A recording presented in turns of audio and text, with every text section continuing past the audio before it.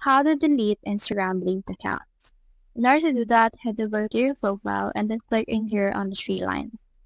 And once you have done that, you should be able to see in here your settings and activity. And then after that, you can go to your account center right here on your Meta. So just head over and then open the Meta account center right here. Now from in here, you can see all the accounts you have, like the profiles.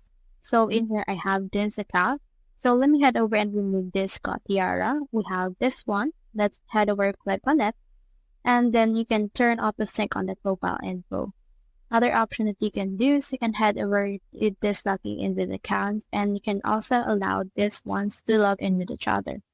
Another option is to click on the sharing across profiles and then click on the share from right here, and then head over and then turn off everything in this case. That way, though it won't be deleted, your access with this one will be removed.